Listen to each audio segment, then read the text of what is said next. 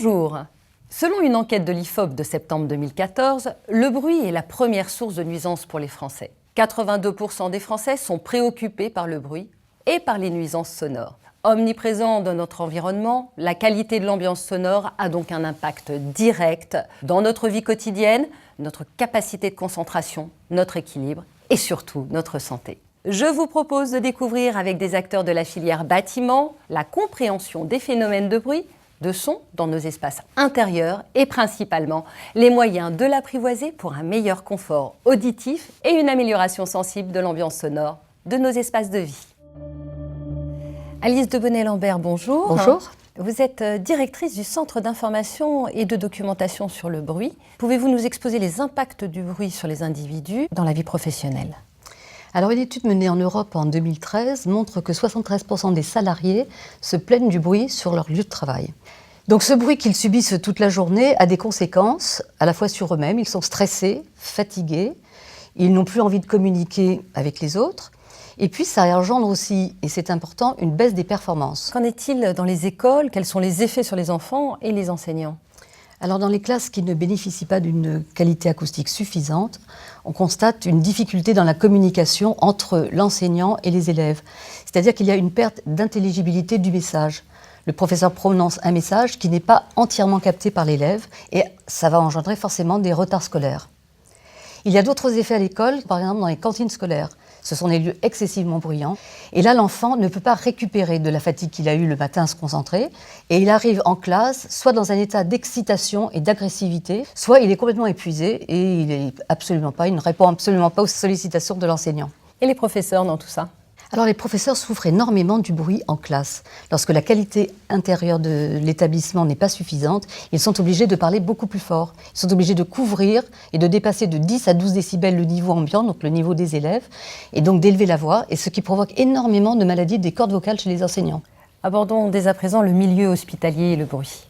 Alors, des études menées notamment aux États-Unis montrent que la durée d'hospitalisation après une opération chirurgicale est beaucoup plus courte lorsque le malade est placé dans une chambre dont la qualité acoustique a été améliorée. Donc, c'est très important sur le temps de guérison. Des études menées récemment en France par les agences régionales de santé montrent que des problèmes se posent également dans les services de néonatalité, c'est-à-dire pour les nouveau-nés. Les nouveau-nés qui sont dans des couveuses notamment et dans des services qui sont extrêmement bruyants. Et cela influe énormément sur leur sommeil et même peut-être leur audition. Pour aller plus loin sur le bruit, je vous propose maintenant de nous pencher sur la science de l'acoustique. Et pour cela, je reçois Maurice Auffray, professeur et consultant en acoustique. Bonjour Monsieur Auffray. Alors, comment caractériser un bruit qui dérange ? Existe-t-il un vocabulaire ou bien des vocabulaires ? Il existe des bruits qui ne dérangent pas. On aura donc des vocabulaires différents pour caractériser le bruit. Le bruit, donc, sous son aspect physique, est un phénomène vibratoire qui obéit à des lois physiques classiques. Ces lois utilisent des descripteurs caractéristiques qui sont et mesurables et également perceptibles par l'individu. Le nombre de vibrations par seconde va s'appeler la fréquence, l'unité et le hertz. L'amplitude de ces vibrations permettra de caractériser la pression acoustique. L'intensité du phénomène est mesurée pour mettre en place l'unité de définition physique du bruit, le décibel. Existe-t-il aussi d'autres descripteurs ? En effet, un bruit naît, vit et meurt. On doit donc pouvoir évaluer les effets de l'exposition au bruit sur le système auditif et sur la santé. Et dernière étape du bruit, lorsqu'il s'éteint, là, on va être amené à évaluer cette traînée sonore quand le bruit a cessé. Et l'évaluation de cette durée va permettre de caractériser la qualité de ce local d'un point de vue réponse acoustique. Alors vous venez de nous parler de la dimension physique, mais qu'en est-il de la dimension physiologique ? C'est en effet le cerveau qui va capter des informations sensorielles qui lui sont transmises par l'oreille pour les censurer et pour établir une représentation mentale du phénomène acoustique extérieur qui va piloter la sensation de l'individu. Quels sont les outils dont vous disposez en tant qu'acousticien pour garantir la qualité et le confort d'un lieu ? L'isolation qui permet à l'acousticien de protéger les locaux du bruit provenant de l'espace extérieur ou du bruit provenant des locaux mitoyens. Pour ce faire, il intervient sur toutes les parois du local en utilisant des matériaux isolants, parois simples, parois doubles, parois complexes. Il intervient sur le plafond pour limiter la transmission latérale de l'énergie d'un local vers un autre local. Le niveau à l'intérieur du local doit être totalement contrôlé, de telle sorte que le niveau établi autorise les conversations de manière satisfaisante. Quels sont les moyens dont les acousticiens disposent pour adapter un local à sa destination et à son usage ? On va utiliser des matériaux absorbants qui permettront d'assurer la réduction de la durée d'existence des sons. Ces matériaux absorbants sont caractérisés par leur coefficient d'absorption dit alpha, qui permettent de caractériser les performances du produit et également de les comparer entre eux. Ces matériaux sont le plus souvent mis en œuvre sur le plafond. Le plafond est en effet l'ouvrage qui offre la surface la plus importante. Et le plus souvent, ces matériaux offrent un coefficient d'absorption très élevé, beaucoup plus élevé que les autres matériaux absorbants sur les autres parois. Quelles sont les dimensions à prendre en compte pour adapter un local à sa fonction ? D'abord, bien définir la fonction du local, prendre en compte les dimensions architecturales ou acoustiques du local, également identifier les surfaces réfléchissantes disponibles pour mettre en place les traitements acoustiques absorbants, le type de matériaux envisagés et acceptés, l'incorporation à l'intérieur des traitements acoustiques des différents équipements, ventilation et lumière. Retenons qu'isolation et absorption sont les deux clés pour maîtriser le bruit et la nuisance sonore dans les espaces intérieurs. Cette maîtrise passe par le choix et l'usage des matériaux les mieux adaptés à l'objectif de performance acoustique. Pour nous éclairer sur la performance des solutions offertes par les plafonds modulaires, j'ai invité deux ingénieurs acousticiens, Philippe Guinoir, directeur du bureau d'études LASA, et Thomas Tout-le-Monde, directeur du pôle bâtiment du bureau d'études Impédance. Bonjour messieurs, merci d'être avec nous. Alors je souhaiterais profiter de votre expérience pour que vous nous précisiez la contribution du plafond modulaire au confort acoustique selon les différents bâtiments et les espaces intérieurs. Monsieur Tout-le-Monde, avez-vous un exemple représentatif dans les bureaux ? Dans les bureaux, le plafond modulaire contribue à deux fonctions finalement.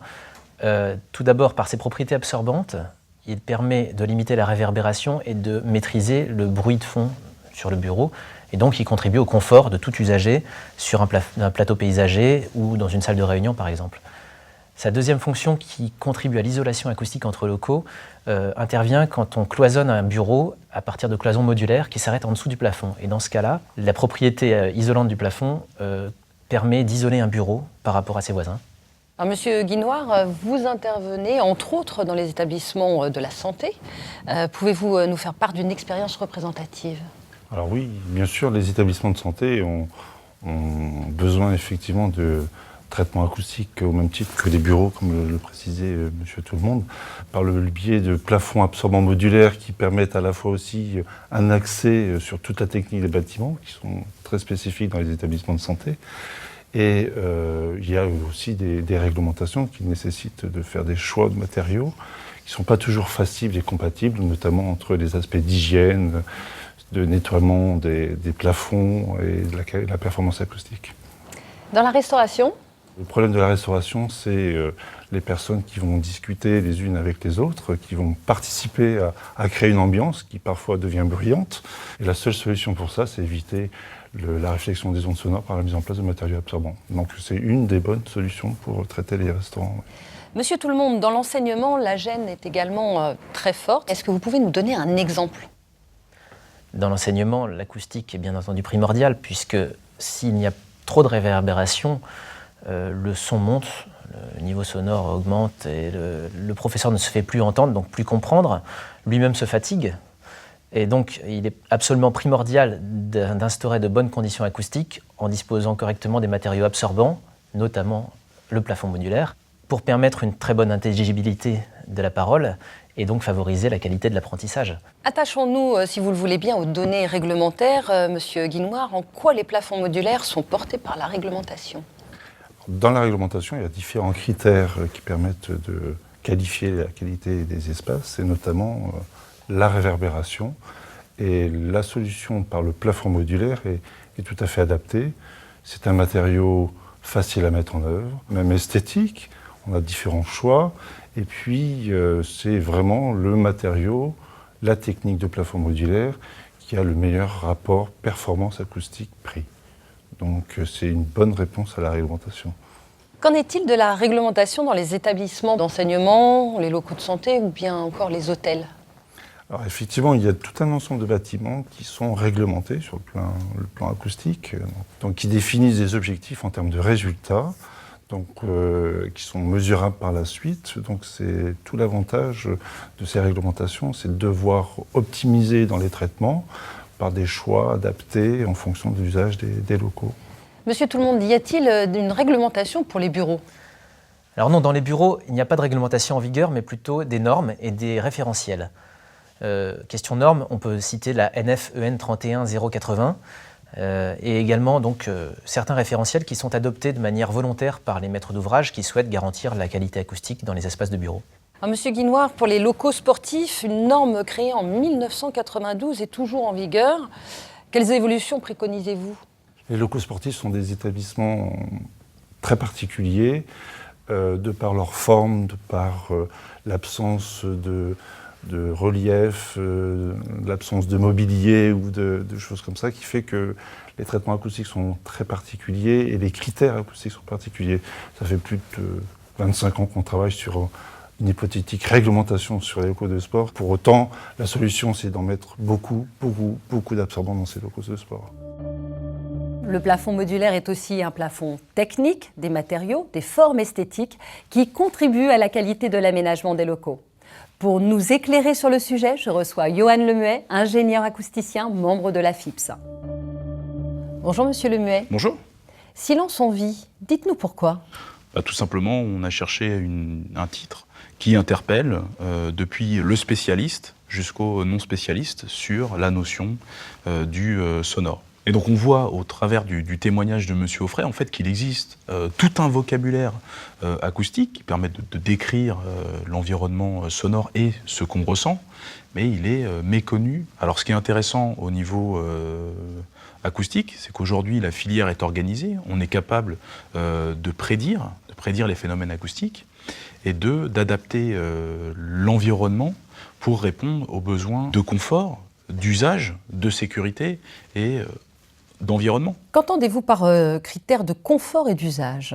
C'est tout simplement d'offrir un ensemble de solutions permettant à nos maîtres d'œuvre, maîtres d'ouvrage, un large choix architectural. Donc de bords, de couleurs, de formes, de solutions en plafond de mur à mur, de solutions en îlot, de solutions murales, permettre une certaine flexibilité et une créativité architecturale. Et la notion d'usage, c'est tout simplement être capable d'offrir des solutions modulables, flexibles, qui sont adaptées aux contraintes des milieux et des utilisateurs. Merci Monsieur Lemuet. Bonjour Michel Roselli, vous êtes secrétaire général de la FIPS. Vos conclusions sur nos échanges ? La FIPS est clairement installée dans une logique de valorisation et de promotion du confort acoustique au bénéfice de l'usager. Donc l'ensemble des propos que nous avons entendus nous confortent dans cette voie de défendre effectivement la cause de la performance et du confort acoustique. En second lieu, nous sommes bien sûr très attentifs aux commentaires et aux éclairages qui ont été donnés dans cette réalisation. Je pense en particulier au dialogue nécessaire entre maîtres d'ouvrage, maîtres d'œuvre et bien sûr acousticiens. Notre propos désormais, c'est de poursuivre ce dialogue et en même temps favoriser une concertation au maximum entre ces interlocuteurs experts en charge de nos bâtiments pour porter plus haut la cause de l'acoustique et du confort acoustique. Monsieur Roselli, votre présence est l'occasion de rappeler ce qu'est la FIPS et surtout son champ d'activité. Qu'en est-il ? Eh bien, la FIPS, Fédération des industriels du plafond modulaire, c'est d'abord une collective industrielle réunissant 7 acteurs majeurs, leaders du marché du plafond modulaire. En termes de solutions produits systèmes, sans rentrer dans les détails, je ferai 2 commentaires. D'abord, un champ relativement vaste en termes de solutions matériaux, les wet, les soft, le bois naturel, la fibre de bois et la dalle de plâtre. Enfin, en termes de performances offertes par nos systèmes, je vais les rappeler rapidement. la modularité offerte par les solutions plafond, la contribution à la performance thermique, à la protection incendie, et puis enfin, un élément très important, c'est la vaste palette des solutions finition esthétique qui sont offertes par nos productions fabricants. Vous le voyez, donc au-delà de l'acoustique, qui est vraiment une de nos préoccupations clés aujourd'hui, le plafond modulaire propose effectivement un éventail de caractéristiques additionnelles et complémentaires. Pouvez-vous nous préciser quelle est la politique générale de la FIPS et ses orientations majeures? Nous avons deux engagements majeurs, c'est d'être adossés, d'accompagner nos partenaires industriels adhérents dont nous avons parlé à l'instant, et dans un deuxième temps, de créer une dynamique au niveau de notre marché aménagement intérieur et plafond modulaire, de façon à mettre en étroite synergie l'ensemble des acteurs intervenant sur ce secteur d'activité. Plus précisément? Eh bien, plus précisément, en termes d'engagement et d'action, je relèverai quatre voies principales. La première, créer de la dynamique, de la synergie entre les acteurs de la prescription, maîtres d'ouvrage, maîtres d'œuvre, bien sûr nos industriels et par ailleurs nos partenaires ô combien importants qui sont les entreprises de pose et les plafistes. En deuxième lieu, nous avons un engagement très fort en termes de réglementation, à savoir une contribution à l'élaboration de la norme produit plafond au niveau européen et par ailleurs le DTU. Dans la logique de cet engagement technique, nous produisons et nous développons des programmes de formation destinés à la mise en œuvre de nos produits système plafond, ces programmes de formation étant principalement destinés aux entreprises plafistes. Enfin, dernier engagement de notre fédération, la relation très étroite avec la maîtrise d'œuvre, la maîtrise d'ouvrage, pour essayer d'apporter quotidiennement des solutions, des conseils à la mise en œuvre des différents projets d'aménagement en élaboration. Voilà, pour conclure, un grand dessin qui va principalement de la valorisation du confort acoustique jusqu'à la promotion et la valorisation de nos systèmes au bénéfice de l'aménagement et de la finition intérieure de nos bâtiments du secteur non résidentiel. Merci beaucoup Michel Roselli, merci également à tous nos intervenants. Portées par l'ensemble d'une filière, les solutions plafond modulaires contribuent à une démarche de progrès.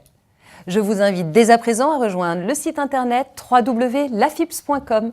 Vous y découvrirez les solutions et produits des industriels du plafond modulaire, membres de la FIPS. À bientôt.